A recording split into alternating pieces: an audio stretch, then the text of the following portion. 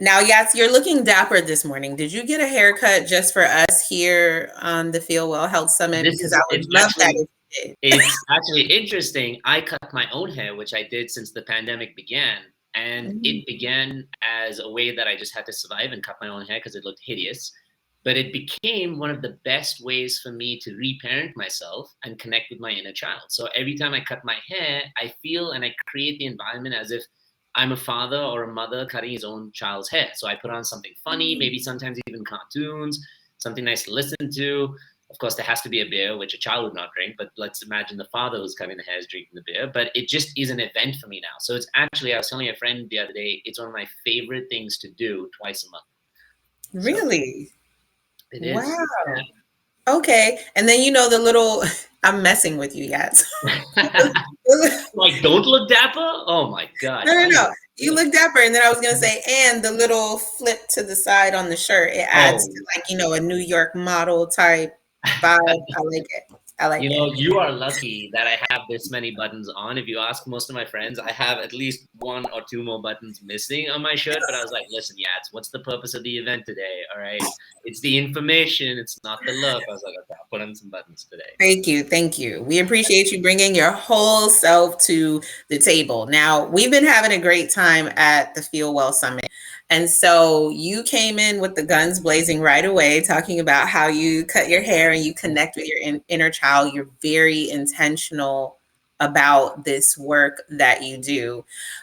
Is it a struggle still to kind of reparent yourself, or do you approach it like, you're going outside to play basketball or kickball? Like, is it fun for you? That's a great question. I think most of the clientele that you have attending this, beautiful event, thank you for having me, by the way, is very similar to the demographic that comes to work with me and the work that we tend to do.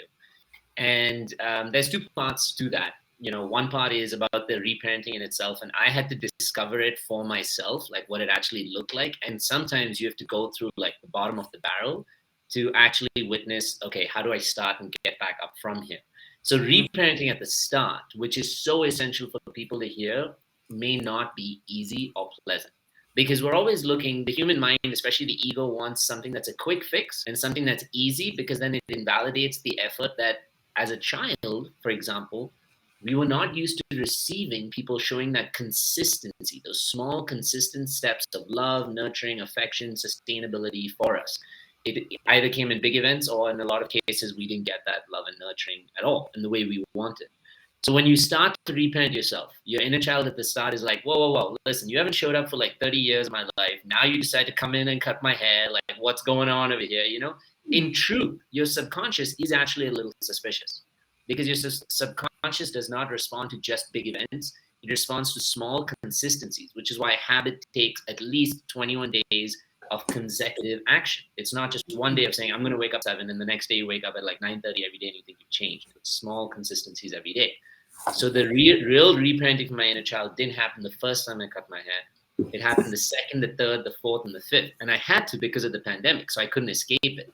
And Mm-hmm. that's really when I started to realize that, oh, wow, I can do these things that may have been tasks before as making them like small, little fun things to be able to do. As you do them consistently, you actually get more of the fun out of it. So, I mean, extract the fun into it. So, like, there's other ways you connect with your inner child, though, out of these habits. And that's like playing with a puppy or playing with a baby Mm-hmm.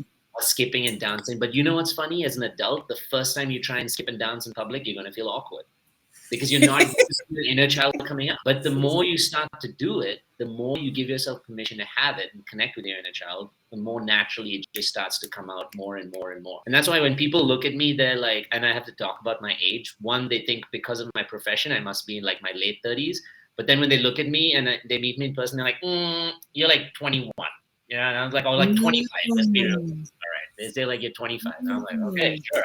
I'm happy to be 25.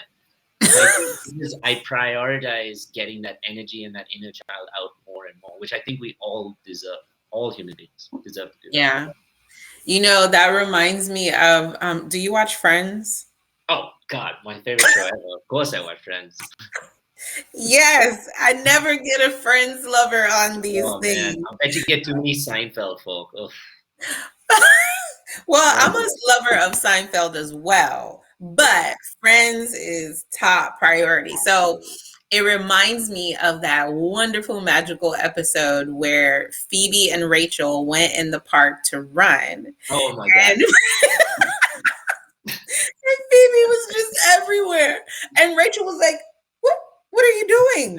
And then she went and tried it when Phoebe wasn't around because Phoebe made her feel so bad. She was Right. like, don't get upset with me because you're not loose enough with yourself to experience this kind of play and magic and Right. joy, Phoebe. And so when Phoebe wasn't there, Rachel went and gave it a try. And she at first felt awkward. Mm-hmm. But then she was like, wow, this is amazing. I love it. So people go check out Friends. It's still one of the best shows ever. You know Now, what's funny about that is I always loved Ross, and until this very moment, I didn't really understand why I loved him so much. And I just figured out it's because he's probably, even though the others may be funny, he's the most playful of all of them. Like he has such a serious job, but he does it because he loves dinosaurs, which everybody makes fun of him for. And his expressions, if you look at him, he gives himself permission to be, he looks like this masculine guy, but has very fun, effeminate kind of expressions, where mhm, he's like, and like you suddenly look at Ross and you're like, oh my God, that guy is just so funny. Like the my sandwich moment. Oh my uh-huh. Yes, please, I can't make this whole thing about Friends. Hey, and welcome to the Inner Yats YouTube page. If you like our content, make sure you click the like and the subscribe button so that you get more of these amazing videos that keep coming your way.